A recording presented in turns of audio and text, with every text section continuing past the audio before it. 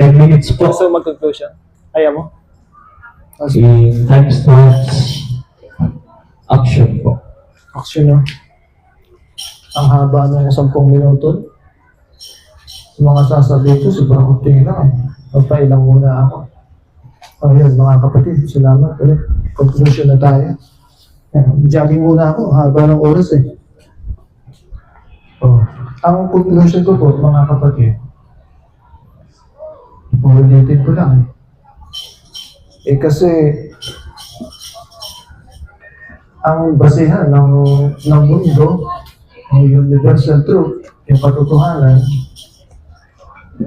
para maituring mo na ikaw ang may-ari ng tindahan na yan, dapat nakapangalan din sa iyo at mayroong parang legal na dokumento sa munisipyo, sa barangay, at sa bansa.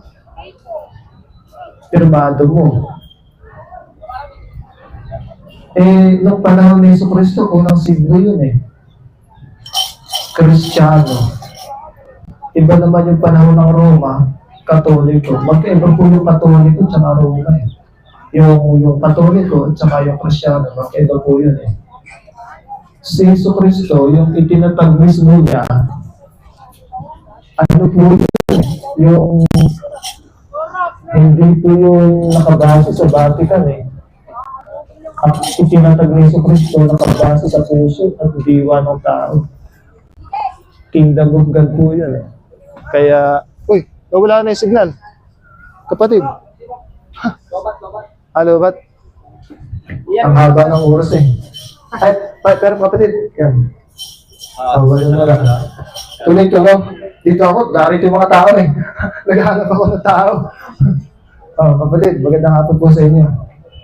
Kaya po tutol tayo na si Jesucristo ang nagtatag ng Simbahang Katoliko. Ito po yung conclusion natin, mga kapatid.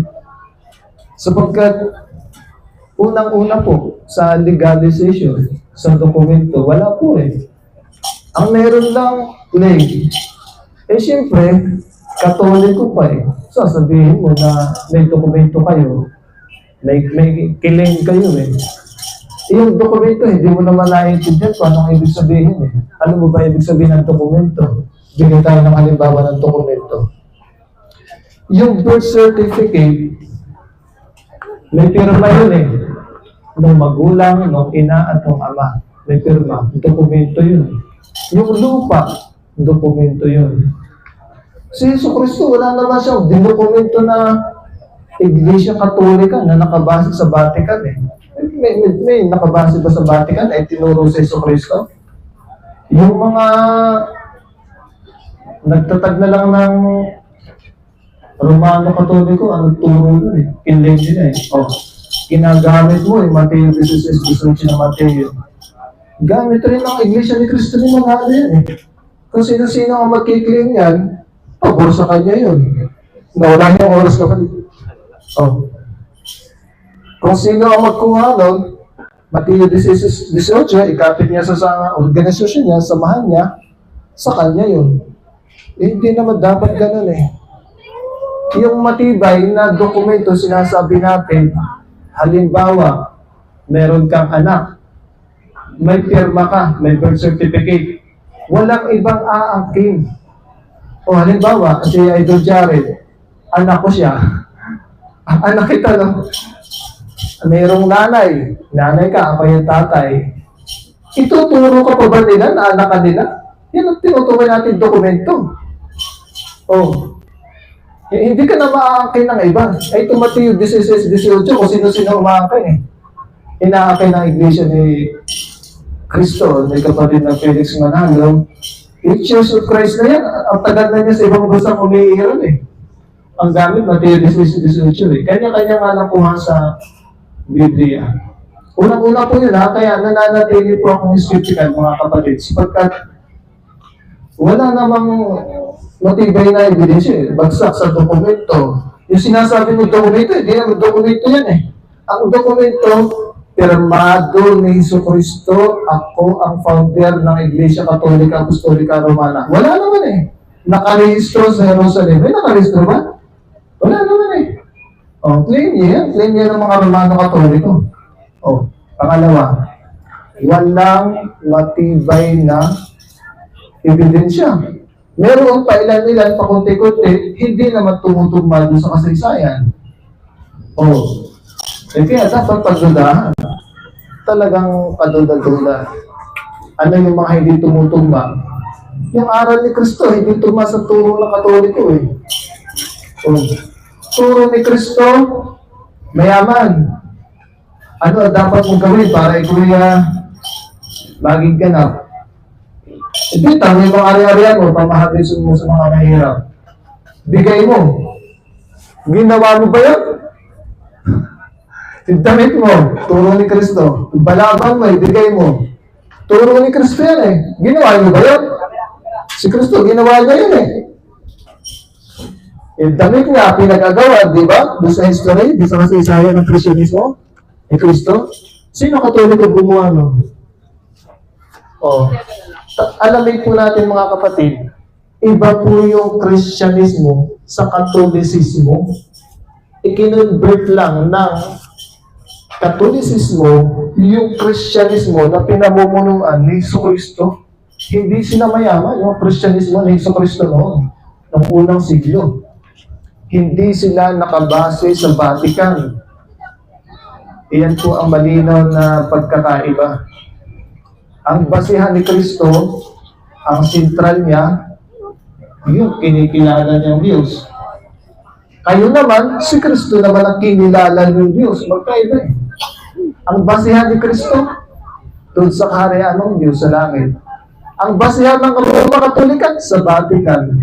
Sa kasaysayan, hindi tumutugma. Oh. Kaya ang conclusion ko bilang skeptiko, nananatili po ako. Yung mga pinagbabasa mo naman at yung mga uri ng tanong mo, bagamat idolo kita, hindi naman nakawala yun. Inaasahan ko na yun. Dahil napapanood naman kita sa YouTube eh. Yung paraan ng pagtatanong mo ay doon diyari. Ito talagang nagugustuhan ko yun. Inaasahan ko na yun. At yung tanong mo na yun, mas mabuti pang hindi ako sumagot. Kasi doon sa pagpipilian, wala eh. Isipin mo yung tanong mo. Ikaw ba ang nagtatag ng Katoliko o si Jesucristo? Ba't naman ako pipili doon? Unang-una, wala kang sapat na basehan na si Jesucristo nagtatag. Bakit ka masasabihin kung ako? Yung tanong mo, pang ano eh. Pang-uto yung tanong mo eh. Paano tayo sasagot doon? Eh, halos lahat ng tanong mo, gano'n eh. Wala tayong dapat isagot doon mga kapatid. Hindi ako ginaganaang magturo kanina. Wala akong makitang tao. Ano yung mga sasabihin ko? Wala akong mauuto. Gusto ko yung may nauuto ako eh. Gusto ko yung may nanonood sa akin. Kaya naririto ako ngayon sa mga tao.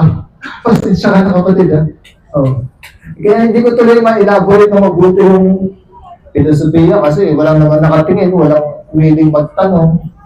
O sana kayo, may magtanong sa akin. Pero yung hindi uri ng tanong mo, yung uri ng tanong mo, pang ano eh, parang hindi tanong eh, parang kutsilyo eh. O, yan lang ang aking mga conclusion mga kapatid. Ako ay skeptiko, nananatili. Duda ako, nananatili pagdududa ko. Sablay sa dokumento, wala. Yung dokumento, hindi naman dokumento yan eh. Subjective po yung claim niya. Bakit? Right? May dokumento rin yung Iglesia ni Cristo at lahat ng sekta. Yun din ang objective sa kanila. Objective rin sa inyo yan. Hindi po ganun. Ang tinutukoy nating objective at hindi matututulan, yung halimbawa na kapag sinabi mong yung pusa ay ngumingiyaw, walang magtatalo dyan. Lahat sumasang-ayon. Pero kapag sinabi mong si Jesu Cristo ang founder nyo, tutol sa iyo yung saksi ni Jehovah. Tutol sa iyo yung Muslim. Tutol sa Iglesia ni Cristo. Eh pagka sinabi mo yung pusa ang humingiyaw sa oras ang gusto niyang humiyaw, sino pinututol doon? Yun ang objective. Subjective yan eh. O kaya yung mga uri ng tanong mo, hindi ko sinasagot na lang. Kalmado lang tayo kasi yung katotohanan, hindi nadadala yung susigawan eh. Sipin mo, sisigaw ako ng malakas. Yung pusa ang humingiyaw yun, nabago ba dahil sa pagsigaw mo ng malakas? Magsalita ka lang mahina, yung pusa ang humingiyaw, ganun pa rin eh. Hindi sabihin, yung katotohanan hindi nadadala sa pangdadarag o sa malakas na salita. Kahit ibulong mo lang yan, bulong mo na maintindihan ng tao, kung totoo yung sinasabi mo, totoo yun eh. Ganun lang. Kaya natili yung aking stand, tayo na skeptical sapagkat hindi naman ako madadala sa mga sigaw para tanggapin yung ganoon. Salamat po mga kapatid. Yun lang.